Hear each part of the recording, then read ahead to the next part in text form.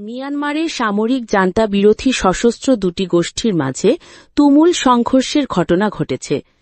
চলমান এই সংঘর্ষে প্রাণ বাঁচাতে দেশটির হাজার হাজার শরণার্থী পালিয়ে প্রতিবেশী ভারতের উত্তর পূর্বাঞ্চলীয় মিজোরাম রাজ্যে আশ্রয় নিয়েছেন।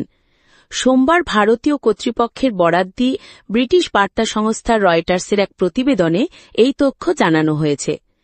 ভারতের জ্যেষ্ঠ এক নিরাপত্তা কর্মকর্তা রয়টার্সকে বলেছেন, গত ২ জুলাই মিয়ানমারের উত্তর পশ্চিমাঞ্চলীয় চীন রাজ্যের কৌশলগত বিভিন্ন এলাকার নিয়ন্ত্রণ নিয়ে প্রতিদ্বন্দ্বী দুই গোষ্ঠী চীন ন্যাশনাল ডিফেন্স ফোর্স সিএনডিএফ ও চীনল্যান্ড ডিফেন্স ফোর্স হুয়ালংরাম সিডিএফএইচ মাঝে সংঘর্ষের সূত্রপাত হয়।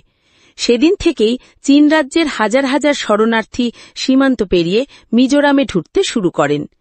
গণমাধ্যমের সঙ্গে কথা বলার অনুমতি না থাকায় নাম প্রকাশে অনিচ্ছুক ওই কর্মকর্তা বলেন, চীন রাজ্যে সংঘর্ষ শুরুর পর থেকে প্রায় ৪,০০০ শরণার্থী সীমান্ত পেরিয়ে মিজোরামে পাড়ি জমিয়েছেন। মিয়ানমারের চীন রাজ্যে প্রতিদ্বন্দ্বী গোষ্ঠীগুলোর নিয়ন্ত্রণ থাকা বিভিন্ন এলাকার সঙ্গে ভারতের মিজোরাম রাজ্যের সীমান্ত রয়েছে। মিজোরামের বাসিন্দাদের সঙ্গে মিয়ানমারের চীন জনগোষ্ঠীর জাতিগত সম্পর্ক রয়েছে।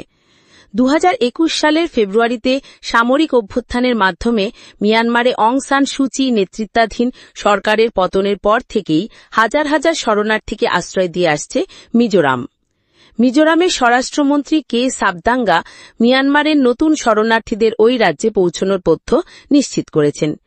তবে মিয়ানমার থেকে আসা শরণার্থীদের সংখ্যা ৩,০০০ হতে পারে বলে জানিয়েছেন তিনি। সাবদাঙ্গা বলেন, চীন রাজ্যে এই সংঘর্ষ আমাদের নিয়ন্ত্রণের বাইরে। মানুষ চলে এসেছে এবং মানবিক দৃষ্টিকোণ থেকে আমরা তাদের পানি, খাদ্য ও আশ্রয় দিতে বাধ্য হয়েছি। আর ভারতীয় ওই নিরাপত্তা বলেছেন, রোববার রাত পর্যন্ত রাজ্যের চাম্পাই জেলার জোখাউথার ও সাইখুমফাই গ্রামে মোট ৩,৯৮০ জন শরণার্থীকে নথিভুক্ত করা হয়েছে। তিনি বলেন, শরণার্থীদের এই সংখ্যা প্রাথমিক এবং ক্রমাগত তা পরিবর্তন হচ্ছে। শুরুতে অল্প সংখ্যক মানুষ এসেছিলেন, তবে সংঘর্ষ তীব্র আকার ধারণ করায় ও সীমান্তের কাছাকাছি এলাকায় ছড়িয়ে পড়ায় আরও বেশি সংখ্যক মানুষ আসতে শুরু করেন। এই বিষয়ে জানতে মিয়ানমারের জান্তা সরকারের একজন মুখপাত্রকে টেলিফোন করা হলেও তিনি সাড়া দেননি বলে জানিয়েছে রয়টার্স।